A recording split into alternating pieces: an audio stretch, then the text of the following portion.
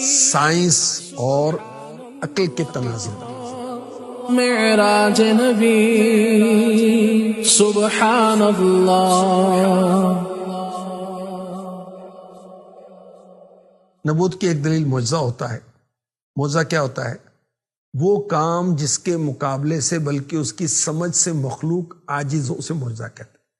اور شریعت میں معجزہ ہر وہ عجیب و غریب خلاف عادت کام ہے جو نبوت کا دعویٰ کرنے والے کے ہاتھ پر ظاہر ہو. اچھا، ہر نبی کے زمانے میں جو چیز رائج تھی اللہ پاک نے اس نبی کو اس سے ملتا جلتا معجزہ عطا فرمایا. موسیٰ علیہ السلام کے دور میں جادو کا زور تھا تو موسیٰ علیہ السلام کو اس کے مطابق اللہ پاک نے عصا اور ید بیضا، آپ کا ہاتھ چمکتا تھا، یہ معجزہ عطا فرمایا. سلیمان علیہ السلام کے دور میں جادو اور جنات کی بڑی کثرت تھی تو اللہ پاک نے ان کو ہوا پر، درندوں پر، پرندوں پر، چرندوں پر، جنات پر حکومت عطا فرمائی. عیسیٰ علیہ السلام کے دور میں میڈیکل بڑی ترقی پر تھی تو اللہ تبارک و تعالیٰ نے عیسیٰ علیہ السلام کو کیا معجزہ دیا کہ آپ دم کرتے تھے، مٹی کا بنایا ہوا پرندہ وہ حقیقتاً پرندہ بن کے اڑ جاتا تھا، اور جو پیدائشی نابینا تھے ان کی بھی آنکھیں ٹھیک ہو جاتی تھی، اور مردے کو بھی آپ زندہ کر دیتے تھے اللہ کی عطا سے، اللہ کی اجازت سے. تو اللہ پاک نے معجزات ہر نبی کو اس کے دور کے مطابق عطا فرمائے. آخری نبی مکی مدنی رسول ہاشمی صلی اللہ علیہ وسلم قیامت تک کے لیے نبی ہیں اور واجب الاتباع نبی ہیں. تو آقا علیہ الصلوۃ والسلام کو اللہ تبارک و تعالیٰ نے فصاحت، طب، طاقت، سائنس، سیٹلائٹ، سب قسم کے معجزات عطا فرما دی. مثلا فصاحت و بلاغت کے مقابلے میں یعنی وہ کم گفتگو میں بہت بات، صاف بات، اس کے مقابلے میں اللہ تعالیٰ نے قرآن عطا فرما دیا، اور اس جیسی ایک چھوٹی سی صورت بنانا بھی ممکن نہیں چاہے سارے انسان و جن مل جائیں. ہمارے آقا صلی اللہ علیہ وسلم کو جادوگر کہا گیا تو میرے آقا علیہ الصلوۃ والسلام نے اپنی انگلی کے اشارے سے چاند کو 2 ٹکڑے کر کے دکھایا جو کوئی جادوگر نہیں کر سکتا. طب نے ترقی کرنی تھی تو اللہ پاک نے اپنے محبوب صلی اللہ علیہ وسلم کو سبحان اللہ ایسی برکت عطا فرمائی کہ آپ جس کو ٹچ کرتے وہ صحت یاب ہو جاتا، جانوروں کو، انسانوں کو، اور اپنے تھوک مبارک سے بیماروں کو شفا یاب کر دیتے تھے اللہ کی عطا سے. اچھا، سیٹلائٹ کا زمانہ آنا تھا، ساری کائنات کو اللہ نے اپنے محبوب کے سامنے کر دیا.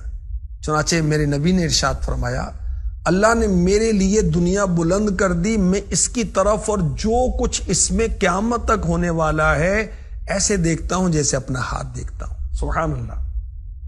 اچھا، سائنس کا خلائی سفر کا زمانہ بھی آنا تھا تو اللہ نے اپنے محبوب کو معراج کا معجزہ عطا فرما دیا. سبحان اللہ. ہمارے آقا علیہ الصلوۃ والسلام کے معجزات میں عظیم و شان معجزہ معراج ہے. آپ اپنے جسمانی وجود کے ساتھ مسجد الحرام یعنی مکہ مکرمہ سے فلسطین مسجد اقصی تک کا سفر کرتے ہیں، پھر وہاں سے آسمانوں کا سفر ہے، سدرۃ المنتہا ہے، پھر جنت، عرش کی سیر، خدا کی بے شمار نشانیاں اور عجائبات کو آپ آبزرو کرتے ہیں، مشاہدہ کرتے ہیں، اور یہ سارا سفر، ساری سیر، سارے مشاہدات رات کے بہت ہی قلیل حصے میں ہوتی. اچھا، ایمان والے کے لیے تو دلیل کافی ہے کہ قرآن نے بیان کر دیا سبحان الذی اسری بعبدہ، اور جو ظاہری عقل والے ہیں وہ تو بیچارے عقل والے ہوئے. اللہ پاک نے اپنے محبوب کو، بندہ خاص کو سیر کرائی. سورہ بنی اسرائیل کی آیت نمبر 1 میں اس کا بیان ہے، 15واں پارہ، اور سورہ نجم 27ویں پارے میں بھی کئی آیات ہیں. اچھی، یہ سیر نبی پاک صلی اللہ علیہ وسلم نے خود نہیں کی، اللہ نے کروائی.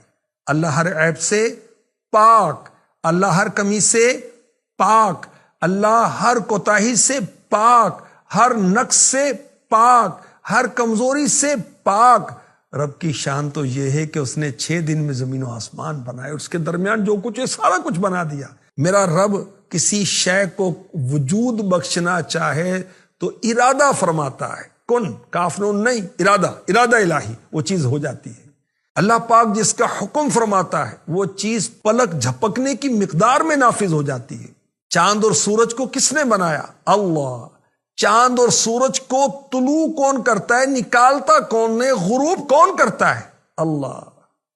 آسمان کو اللہ نے اتنا بلند کیا، کوئی پلر نہیں ہے، کس نے بلند کیا؟ اللہ۔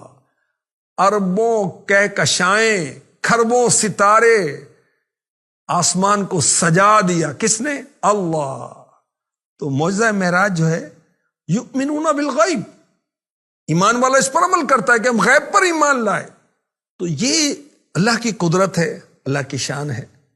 اچھا، طی زماں یعنی وقت کا سمٹ جانا، فاصلے کا سمٹ جانا، یہ معجزے کی بنیاد ہے۔ معراج کی جو بات ہے، واقعہ جو معراج ہے، معجزہ معراج۔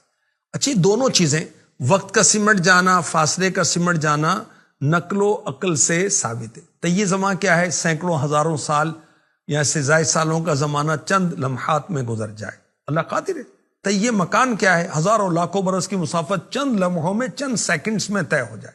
وقت کا سمٹ جانا، سورہ بقرہ کی آیت نمبر 259 میں حضرت عزیر علیہ السلام کا واقعہ موجود ہے کہ بیت المقدس کی آپ نے خستہ حالی دیکھی، بربادی دیکھی اس شہر کی، آپ کو وہ تعجب ہوا کہ یہ کیسے دوبارہ آباد ہوگا۔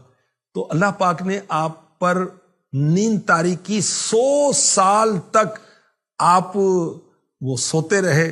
اس کے بعد جب آپ جاگے، بیدار ہوئے، تو کچھ دیر کے لیے آپ کو محسوس ہوا کہ میں سویا تھا، حالانکہ 100 سال کا عرصہ گزر گیا تھا۔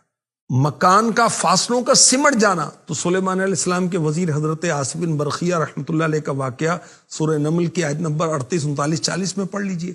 تخت بلقیس کو اتنی دور سے آپ نے سیکنڈز میں لا کر پیش کر دیا۔ تو اللہ قادر، اللہ قدیر، اللہ مقتدر، اللہ خالق ہے، اور اللہ اپنی قدرت سے، شان تخلیق سے جیسے چاہے اظہار فرمائے، اس کی شان ہے۔ اچھا، سائنسی دور ہے، معجزہ معراج کا سمجھنا، ماننا اور بھی آسان ہے۔ کس طرح؟ پہلے لوگ واقف نہیں تھے، قوانین خداوندی سے اتنے واقف نہیں تھے، اور عقل میں نہ آنے والی چیزوں کا انکار کرتے تھے۔ اب کوئی آج سے ہزاروں سال پہلے کہے کہ لاکھوں ٹن وزنی لوہے کا بڑا محل جو ہے، مکان جو وہ اڑے گا، تو لوگ مذاق اڑاتے، یہ کیا کہہ رہے ہیں؟ تو جہاز اڑ رہے نہیں اڑ رہے بھائی؟ کوئی آج سے 500 سال پہلے کہتا کہ ایک بٹن دبے گا اور لاکھوں پنکھے، مشینیں ٹھکا ٹھک چلنے لگ جائیں گے، کروڑوں بلب روشن ہو جائیں گے، ایک بٹن دبایا جائے گا تو سب کچھ بند ہو جائے گا، سننے والا انکار کرتا۔ آج پاور ہاؤس کا ایک بٹن دباتے ہیں تو سب کچھ بند ہو جاتا ہے، آن کرتے ہیں تو سب کچھ چل پڑتا ہے۔ موبائل فون، انٹرنیٹ، چند لمحوں میں ہماری آوازیں، پیغامات، ای میلز ہزاروں میل تک پہنچ جاتے ہیں۔ تو کسی جگہ ہونے والا واقعہ چند سیکنڈز میں پوری دنیا میں وائرل ہو جاتا ہے، انٹرنیٹ پر اور چینلز پر۔